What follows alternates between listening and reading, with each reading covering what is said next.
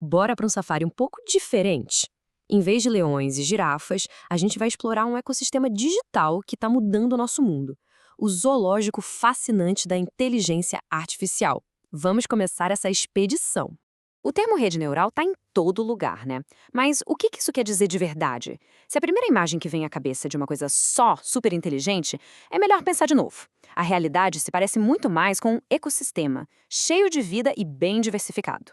Então, a melhor maneira de pensar em redes neurais não é como uma criatura única, mas sim como um zoológico inteiro.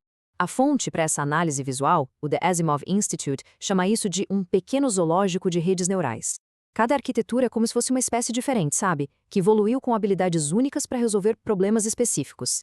Bom, toda história de evolução tem um começo, certo? No nosso zoológico, a gente vai começar pelos ancestrais, as criaturas mais simples que deram origem a toda essa diversidade que a gente vê hoje.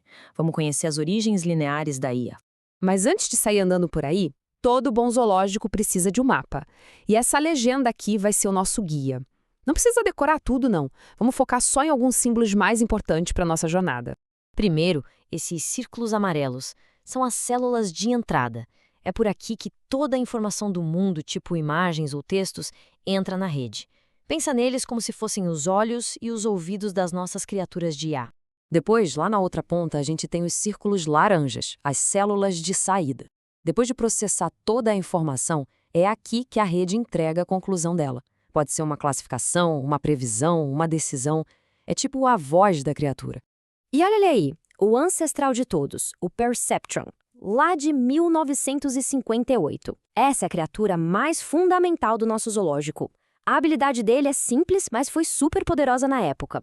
Ele aprende a traçar uma única linha reta para separar dois grupos de dados. Parece simples, mas foi aqui que tudo começou. Só que essa simplicidade toda tinha um limite bem grande. Como Minsky e Papert mostraram, o Perceptron não dava conta de resolver problemas que não podiam ser separados por uma única linha reta. O famoso problema XOR é um exemplo disso. Essa limitação foi o que criou a pressão evolutiva para que algo novo surgisse. E essa evolução está bem aqui, na nossa frente. À esquerda, o Perceptron. À direita, a rede neural Feed-Forward. O que é realmente interessante aqui é a adição daqueles círculos verdes no meio, as células ocultas. Essa camada extra permitiu que a rede aprendesse relações muito mais complexas, não lineares. Foi um salto evolutivo gigantesco. O nosso zoológico está crescendo, mas as primeiras criaturas viviam só no presente. O que acontece quando os dados se desenrolam no tempo, como uma frase ou uma música? Para isso, a evolução precisou de uma adaptação nova, a memória. Vamos para a próxima aula do nosso parque. Conheçam a rede neural recorrente, ou RNN. O segredo dela está naqueles laços nos círculos azuis. Eles deixam a informação circular, criando uma espécie de memória de curto prazo. Com isso, a rede agora consegue lembrar do que ela acabou de ver, o que é essencial para entender sequências. Mas a memória da RNR era bem curta. Ela tinha um problema conhecido como desaparecimento de gradiente. Para entender melhor, pensa num eco que vai ficando cada vez mais fraco com a distância. Em frases muito longas, a importância das primeiras palavras ia se perdendo no meio do caminho. A memória de longo prazo ainda era um grande desafio para a evolução. E a solução evolutiva para isso foi a LSTM. Olha só a diferença. A célula de memória agora tem uma estrutura interna muito mais complexa. São como portões que dão para a rede um controle super preciso sobre a própria memória. Ela consegue aprender o que esquecer, o que manter e o que atualizar. É um cérebro bem mais sofisticado. E a evolução não parou por aí, claro. A GRU, ou Unidade Recorrente com Portas, é tipo uma versão mais enxuta e mais eficiente da LSTM. Ela faz um trabalho parecido com menos complexidade, o que a tornou outra espécie de muito sucesso no nosso zoológico de redes com memória. Vamos avançar agora para um salto evolutivo bem diferente. E se uma rede pudesse aprender a essência dos dados por conta própria, sem precisar de rótulos ou de alguém supervisionando? Esse aqui é o autoencoder. O formato dele, de ampulheta, já entrega brilhantemente o que ele faz.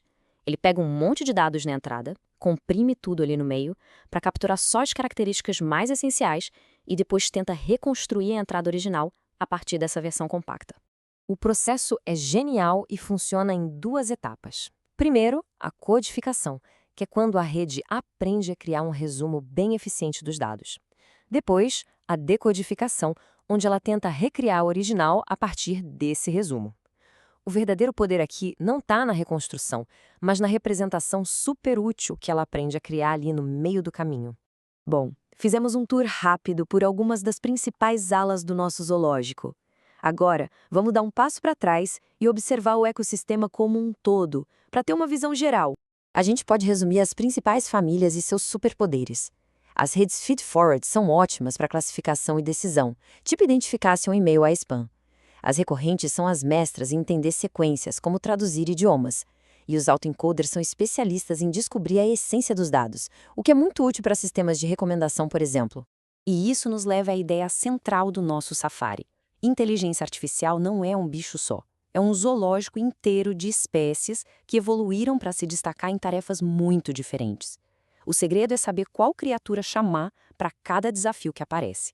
E assim a gente termina nossa visita ao zoológico da IA, pelo menos por enquanto. Vimos desde o ancestral Perceptron até as espécies mais complexas de hoje. Mas a evolução aqui é mais rápida do que em qualquer outro lugar. Fica a reflexão. Que novas e incríveis criaturas já estão começando a evoluir nesse ecossistema digital? Obrigado por explorar com a gente.